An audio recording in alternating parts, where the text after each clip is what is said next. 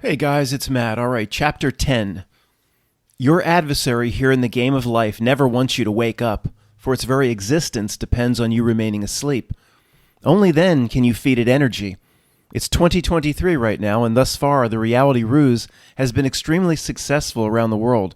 People run around trying to keep up with the Joneses, thinking that a rat race is a central part of existence. They don't see anything artificial or sinister with the way society's structured. People buy into the endless drama, stress, and distraction this reality puts forth as the way their life is supposed to be. Of course, it's all entirely artificial. Its endless stress and worry is by design, and without 99% or more who deliver these circumstances being consciously in on it, nor understanding the thing they are serving. Almost everything in this world that causes a problem for people could have been fixed many, many years ago. No government or administrative agency ever fixes anything. Obamacare, for example, after trillions spent, made healthcare worse. We have new diagnostic codes for being bitten by a duck, but that's the extent of its improvements. The endless failure of government by itself gives this reality away.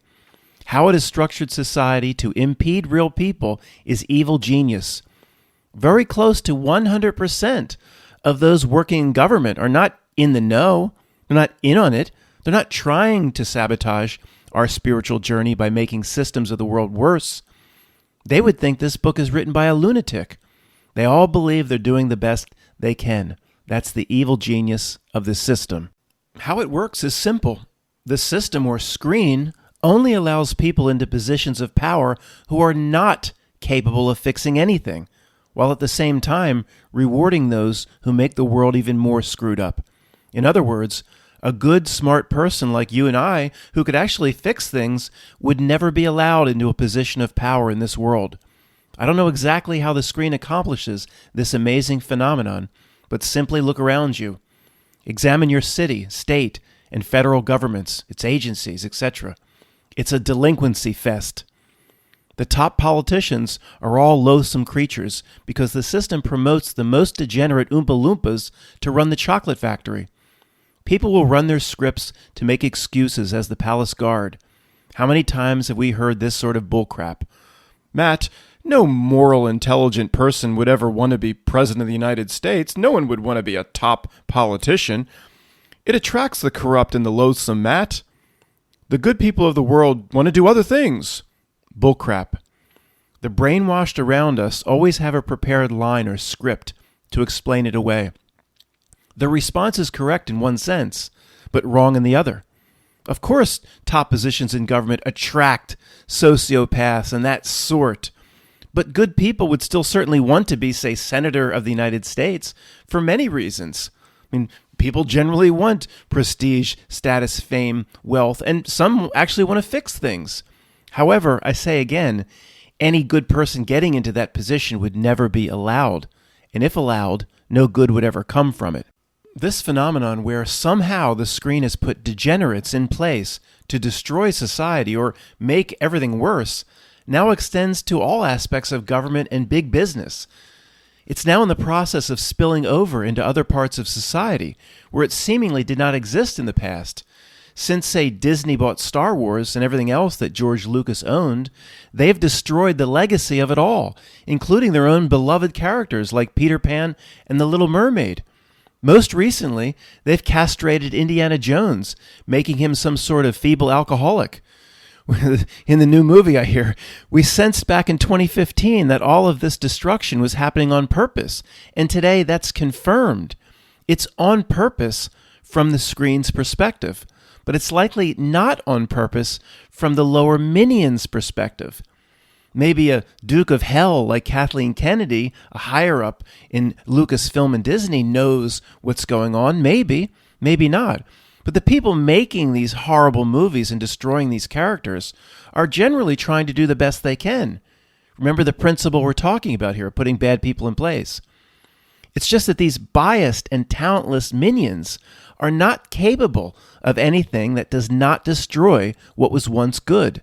For example, most of you know how poorly I can draw. Imagine if I was hired to paint a mural in Center City, Philadelphia, depicting Amish heritage, say of Lancaster County, Pennsylvania. My horse and buggy scene would look like the severed horse head in the bed scene from Godfather 1.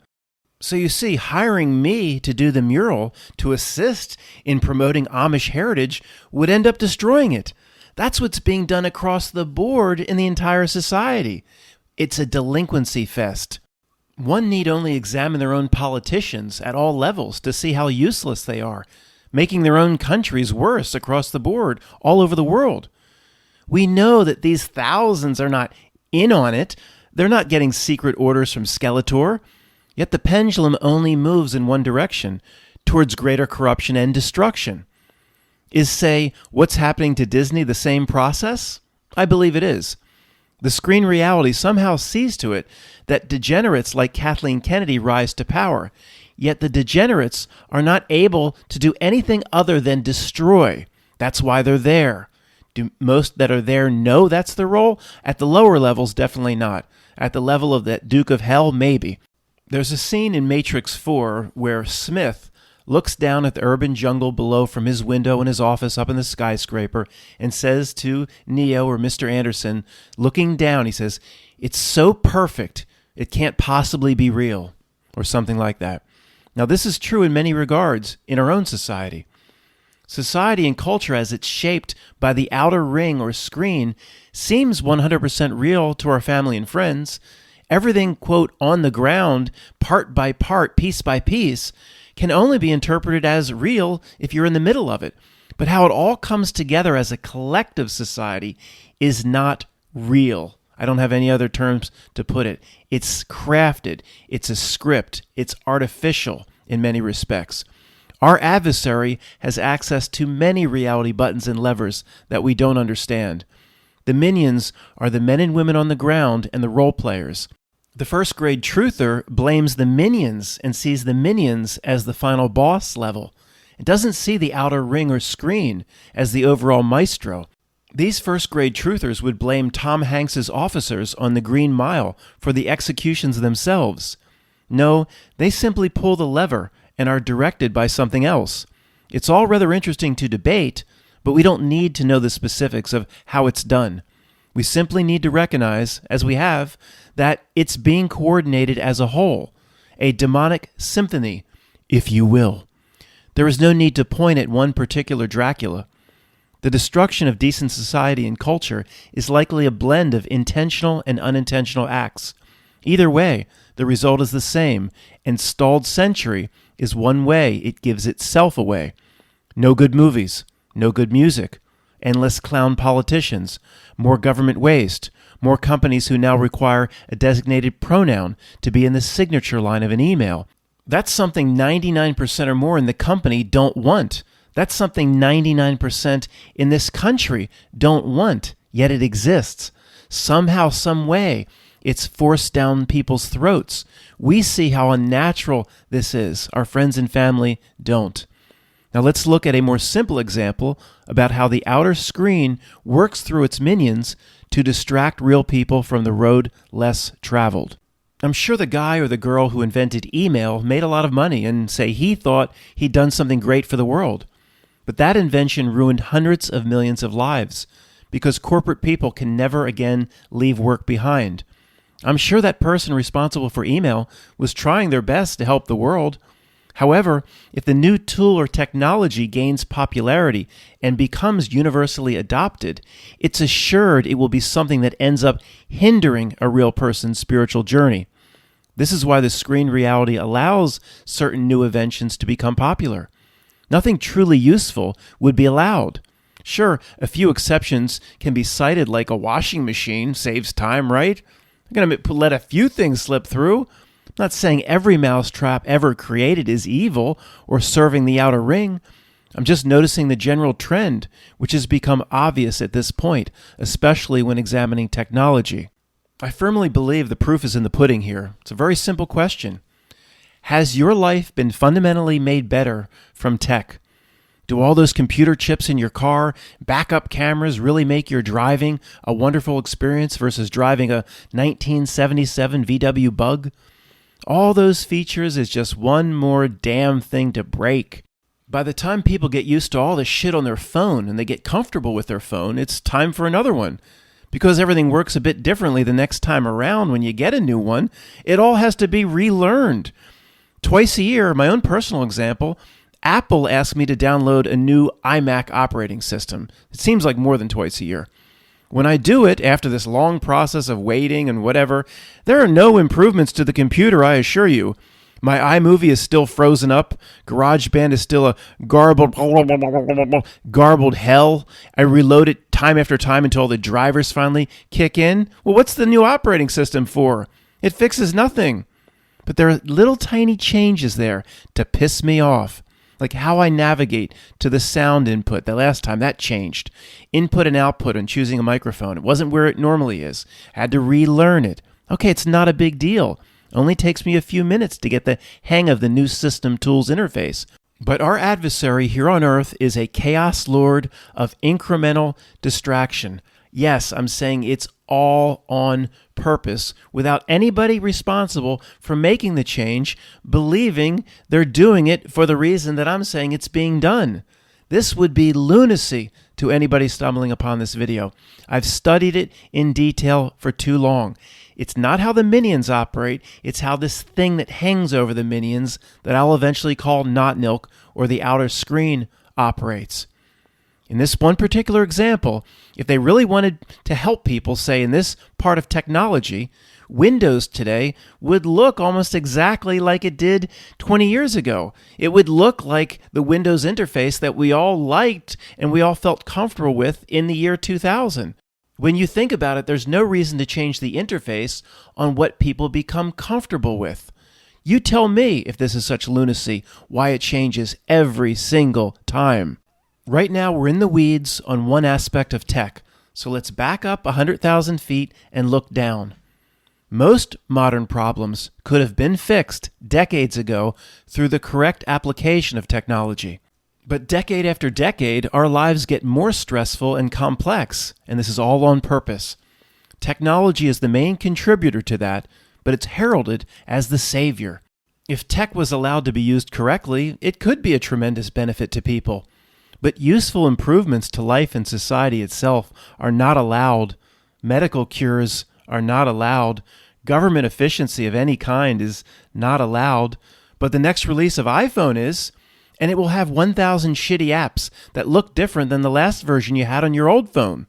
Our friend Mark, who did the old-fashioned radio show graphic for us a few years ago, sent me an email recently about how great the Windows Media Player was 20 years ago, along with great little apps many of you remember like Winamp, versus how much worse these media players are today.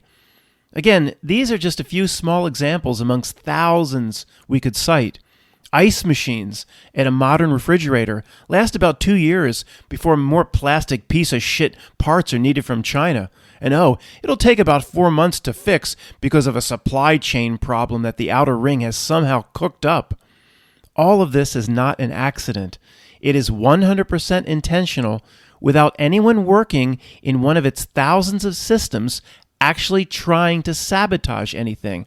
Yes, I'm saying we've seen 2 years of supply chain problems with, in my opinion, no more than about 100 people in this world, quote, in on it. No more than 100 people in this world understanding what act of the play they have put us in. There are reality buttons and levers wielded by a tiny group that we don't understand. I've stopped trying to figure out all the details. To see it looking down from 100,000 feet is enough. All of society somehow gets worse, with people believing at the lower levels they're all trying their best. This is the incredible evil genius of our adversary. Going away from the book for a few minutes, let me just tell you a story of what happened yesterday that just proves the point right here. A family member calls me up, and at part of the conversation, they're complaining about a magazine article they read, or I don't know if it was a newspaper article, where it was using that they-them terminology, or that it got weird with the pronouns. I don't remember exactly the example cited other than at one point talked about people getting pregnant. And then there was a complaint from the family members saying, what did the people, it's women people getting pregnant, and that they, them stuff.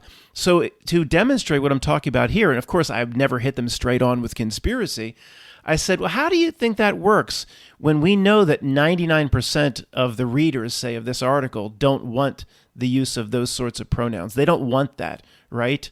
Yeah, nobody wants to read this, they said. When the general society doesn't want these weird pronouns, 99% of everybody out your window doesn't want it, right? Yeah, nobody wants it, yeah. Well, then how does it come into existence? I tried to get them to think a little bit. Do you think it worked? No, it didn't work. But I tried to get them to think, if nobody wants it, how does it come about? All this stuff that nobody wants. And, they think about it and then they take the download and move on. But hey, at least I tried. But at least there's a little bit of complaining amongst our family and friends. Like, what is this horse shit? I don't know. The Not Milk doesn't make too many mistakes in this regard. They will get people used to it, and then the complaining will go away. All right, while we're telling stories, this is absolutely related as well. Greg was on, my buddy Greg I've talked about, was on an airplane for the first time in 10 years. Just a few weeks ago. And he told me a story. It just relates here. It's just unbelievable. He's got a new phone. He's with his brother's family, his brother's wife. He's trying to figure out how the phone works, just like I was talking about a few minutes ago. How does the camera work here? And he's taking pictures at random. And his brother's like leaning over and looking at the phone with him because I guess his brother knows more about that tech than he does. And they snapped some pictures like off to the side. And I don't know how this went down. I forget all the details. But the kid that was there was like, say, was 12, 13, or 14. He was like programmed to think that Greg was like a you-know-what. And he starts to complain not only to his family, but to the flight attendants. That this man's taking, the paranoia that they've been brought up with in school. This man's taking pictures of me. And Greg's like, whoa, what's this horse shit? What are you talking about, dude? I'm just playing with my phone here. No one's taking pictures of you. And the kid, he asks the flight attendant, he says it out loud, real loud, I don't feel safe. This is not a joke. This is not a joke. Just a few weeks ago. I don't feel safe. I want to move my seat away from this man. The kid moves his seat. Greg's like, what the hell is going on? We're going to divert? The flight going to land, emergency landing in Denver or something? Because just snapping a few pictures at random around the cabin, getting used to a new phone? Like, what the hell is going on? Now, the point, let's get back to the point. If there's, I was going to say if you survey people in the street, but maybe all common sense is gone. Maybe people on the street want this society. But I would still think today, if you surveyed people on the street and I told them that story, they would say, no, we don't want society to evolve in this way. We don't want this. Yet it exists somehow. It's incredible how our adversary does business. And continuing this topic from the reading, our adversary has somehow laid down parameters on society, so nothing makes our lives easier. Yet it's all positioned as advancements that your friends and family somehow get excited about. In this modern age, most innovations end up doing more harm than good. One more website where you lose your username and password, one more thing to register for, one more chip in the refrigerator. You get a little power surge, you lose the entire refrigerator and you suffer for 2 weeks. One more chip in the car so it doesn't start properly because of a computer problem. One more piece of shit plastic part in an ice machine to go bad and you can't make ice for 4 months because there's a back order and a supply chain problem. It's all by design. That's lunacy stuff to anybody that's not in our research group. Here's one of 100,000 examples that we could go through if the rest of this book was about these examples. How many times have you called a large company like Verizon and the message before you speak to customer service or get anybody live is, we are experiencing longer than anticipated wait times. Longer than anticipated wait times. How many times have you heard that over the last 20 years? Okay, we can understand this happening once or twice a year. Like if you're calling a toy manufacturer on Christmas Eve, waiting to see if they have the last Turbo Man in stock. But we've experienced this like hundreds and hundreds of times, all times of the day, all times of the year. This is the dark reality at work. I understand how crazy that would sound, to quote a regular person. Because no one at the company is trying to screw you. Nobody at the company, no managerial level is laughing to themselves saying, we're going to make these poor devils wait on the phone. Nobody's plotting and planning. Nobody's in on it. Yet this continuously happens decade after decade. Like a big company with billions of dollars coming and going every day can't just make a slight adjustments to its call center to meet peak demand. This, quote, "We are experiencing longer than expected wait times, you poor devil." That message should be the exception a few days a year, not the norm. This has gone on for like 25 years. Sure, I can hear you speaking to me now. Matt, a message of longer than expected wait times than having to wait like 5 minutes or something, that's not going to disrupt anybody's spiritual journey on its own. I agree. By itself, it won't.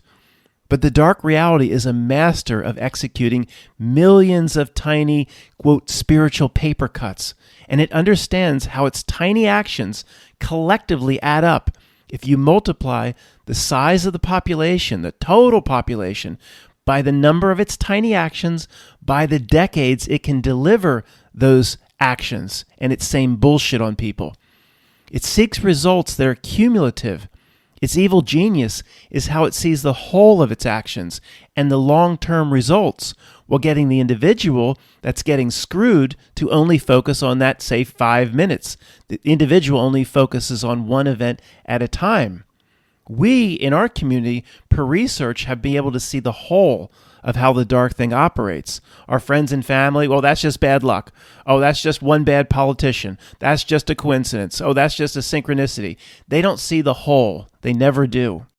The screen, though, or the outer ring, sees how each tiny move it makes fits in to its master agenda. It's a master of incrementalism. I agree, a few things in this world have gotten a bit better from tech. They have to make it look good once in a while, I guess, and some people's good intentions somehow make it out onto the street. It can't be perfect.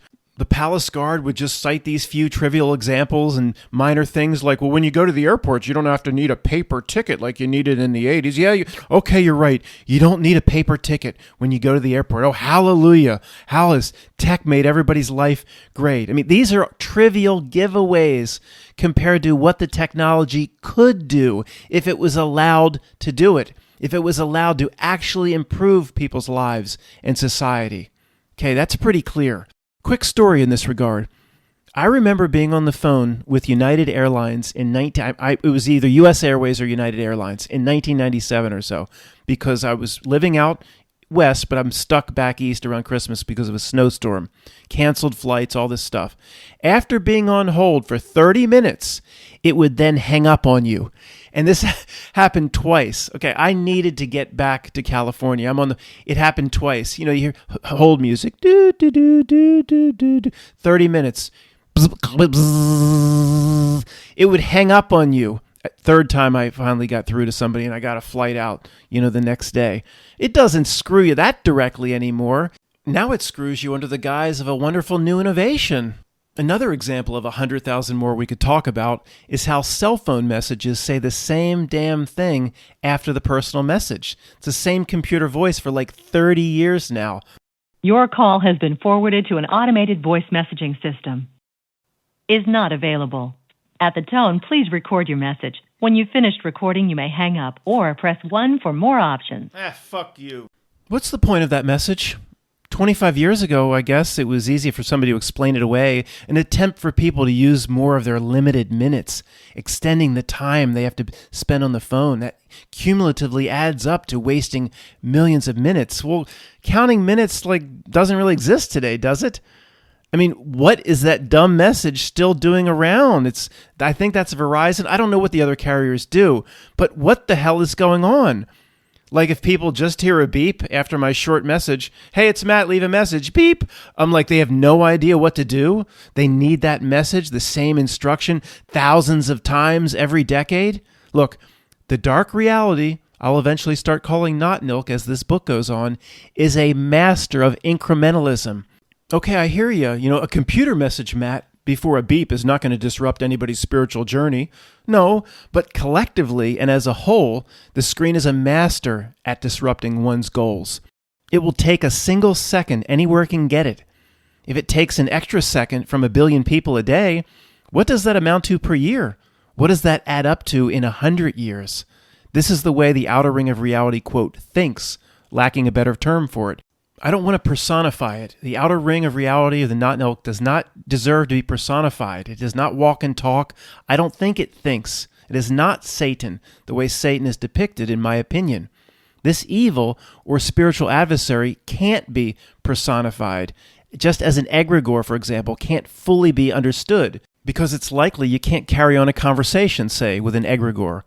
So when I say, quote, evil genius, I really don't mean that, because when I say that, we picture an evil adversary personified, like Lex Luthor, somebody sitting at a dark table in a room with the shades pulled. It doesn't work that way. Even the minions, most minions, in my opinion, are not even aware of it. I say evil genius because I have no other way of putting it. The screen or outer ring, which is the maestro over society, will never allow people like you and I to rise into positions where we could make a positive impact on the world. Most people, say in Congress, are actually trying their best. They're not mostly skull and bones initiates getting secret orders from Skeletor on how to doom souls. The people in government are not capable of making anything better, and the system has structured itself so any positive change becomes impossible to implement.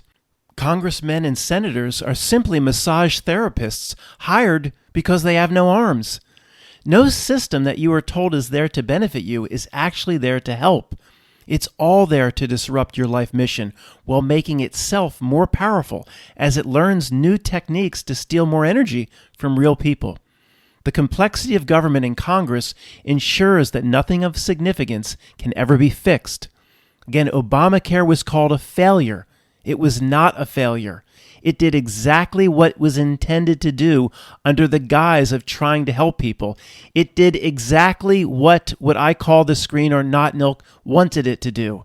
And somehow it got away with it. And somehow our friends and family think what happened is all normal. And they'll run their scripts and say, well, Matt, with all this red tape, that's about the best we could hope for. It's incredible how it gets away with this. Heck, Obamacare didn't even benefit the group it said was its main focus, the uninsured. Created more of them. In many ways, quote, the dark reality is acting like it has come alive, creating egregores inside egregores to extract energy. For example, the Department of Homeland Security is inside the U.S. government, which is inside Western society itself, with each being a potential egregore that needs to feed at each level. Now, I don't think it's alive by any terms we understand. It does not walk and talk or carry a pitchfork. That is a personification, maybe a necessary one, because we'll never fully understand the outer ring or the screen level. Again, like I said, I don't think most minions, upper-level minions, even understand what they're serving or how that part of society is being influenced by something we can't see. The dark reality or screen knows that one of the most effective things people like you and I would do to fix things is simply to basically eliminate it or eliminate 95% of its entire infrastructure. Oh, it can't have that. Like the U.S. debt, it must grow continuously to survive. The outer ring's tactics are hidden amidst its massive size and complexity. Its symptoms are so perfectly designed that if on rare occasion there is a bright young congressman who has ideas to make things better, the infrastructure is such that he or she can get nothing done. Many people in Congress start off altruistically, trying to help, like Harvey Dent and Batman, with high, lofty goals. But that quickly fades over time because they see they can't achieve anything. It's set up so they can't achieve anything. If they keep trying and the young congressperson doesn't stop her meddling, well, then she will find herself in the middle of a manufactured scandal with Anthony Weiner's tweets. This understanding of how things really work shouldn't be depressing to real people like us. In a way, the broken rides at the amusement park are here for us. We can learn from all this madness. We're not here to fix society. Society is crafted to try to put the fix to us. Will you let it? This world was not hijacked because that implies it was supposed to be something else, something very pure. It was never supposed to be something very pure, this particular reality.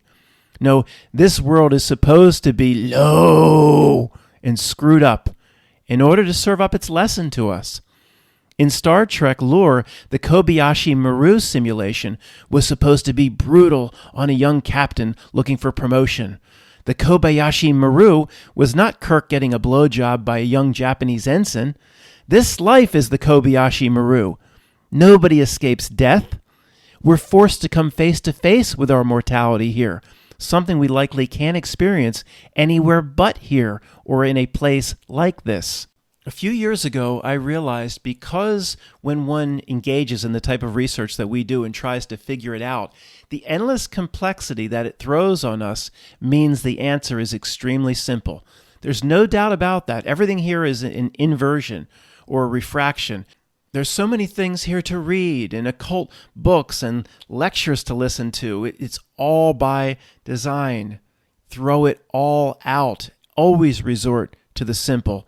What does your inner knowing tell you about that message? No, Matt, I think we need to put in 30 or 40 more years. We'll finally get it. And we need to read 40 or 50 more of these esoteric and occult tomes. If you read the tome, you go into a tomb. It's all bullshit. Your inner knowing screams this. The game here is simple. To back up far enough out of the weeds in order to see the trick, and then overcome the general trick, which almost everybody reading this has already done. Every action movie needs a protagonist, you, and an antagonist asshole. Henry Kissinger, Hillary Clinton, Darth Vader, they're all the same. Take your pick. Both the evil system and its minions are role players in a reality designed for us to benefit us by overcoming it. There's nothing to complain about. Seeing the trick is just step one, though, and that's the easiest part. The personal work is way harder. This world is a mess on purpose. It has not been taken over the way many in our research community think it has. It has been crafted this way so real people who play the game the right way can learn something, not about the screen, but about themselves.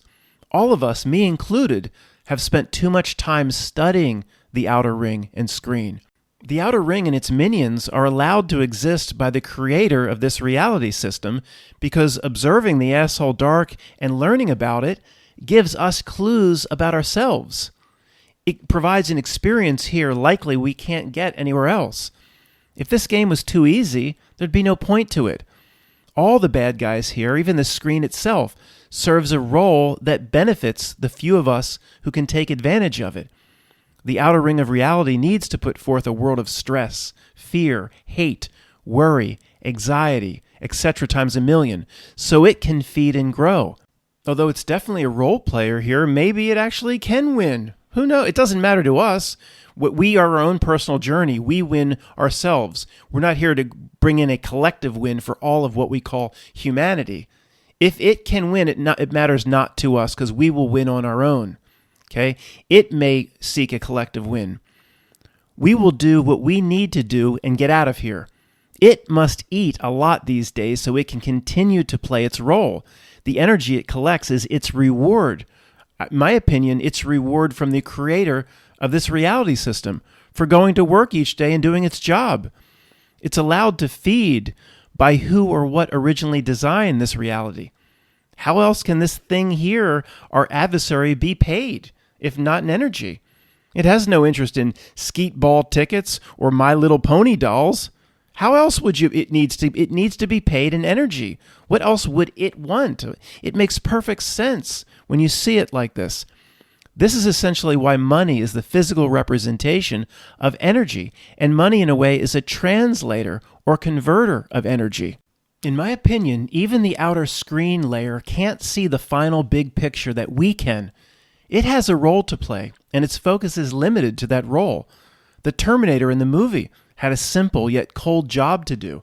The T-1000 did not understand or care about the ultimate big picture. It did not need to see the whole in order to do its job.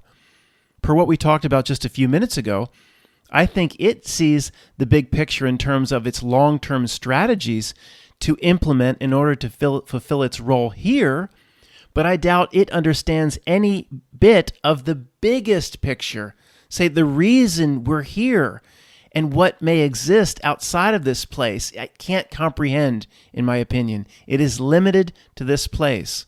Therefore, if we see that there's another train stop, we see a larger whole. We can see past this place. It cannot. Therefore, we see the bigger picture. Seeing the whole within this system is not even close to seeing the entire whole of all that there is, if you see what I mean. So the screen or the outer ring or the not nilk may be no different than the cold, focused Terminator. From its perspective, the dark reality has to produce a nightmare on Elm Street, but I doubt it understands the reason why we need to overcome it and why we need to, quote, win, for lack of better words. It knows how to play against you here on its home field, but it doesn't understand who you really are. Fine. The creator of this reality system has created a worthy adversary for this particular train stop. Good. Our life goals should be hard.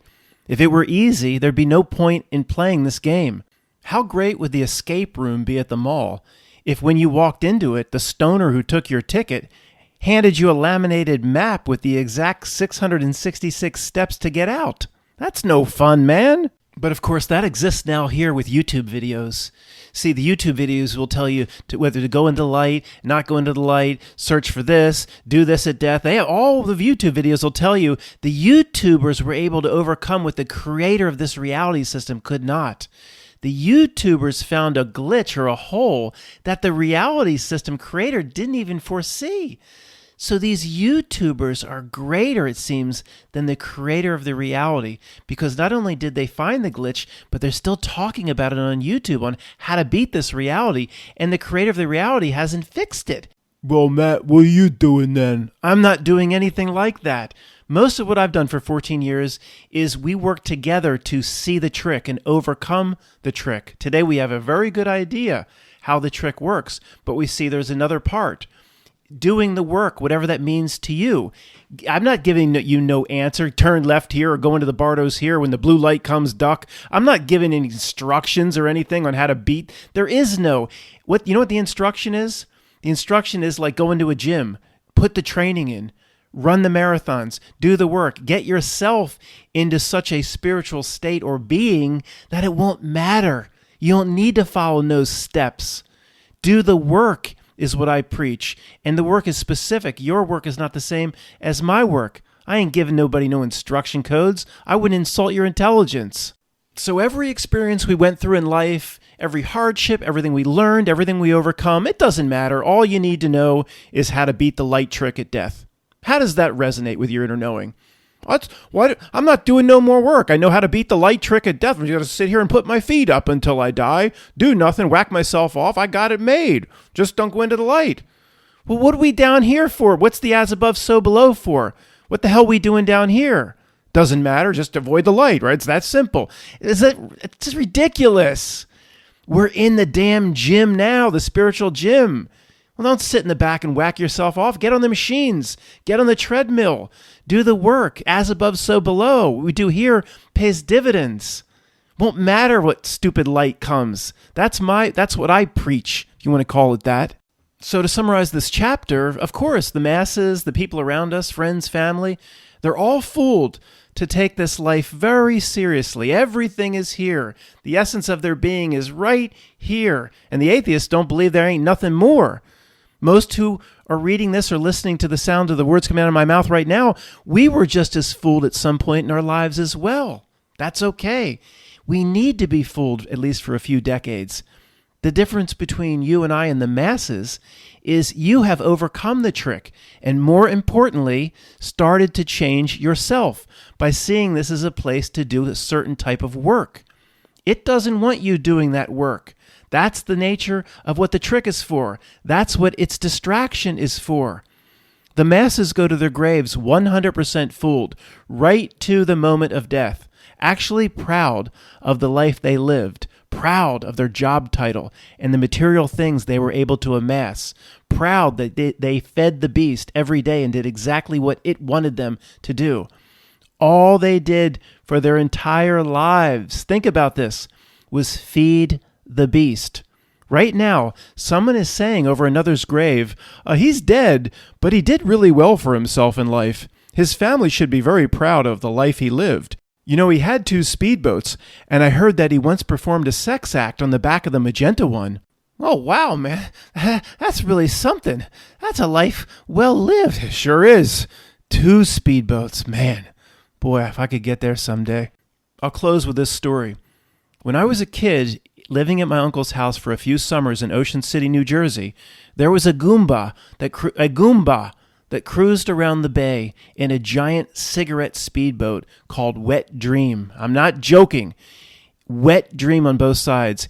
He was showing you the extent of his spiritual progress in a giant cartoon font painted on both sides of a seafoam green cigarette boat. I thought this guy was cool, and at the time I wanted to be like him. It's okay to be fooled. I don't have any regrets that I thought that Goomba cruising around was cool and I wanted to be like him. We must be fooled for several decades to learn from that aspect of this experience. This world is yin and yang or zero sum, in my opinion.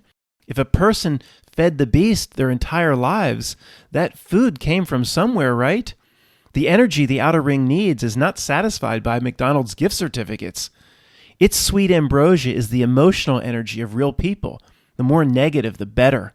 What are the consequences for feeding the beast for an entire lifetime? We don't know for sure. We'll debate the no consequences people some other time. Thanks for listening.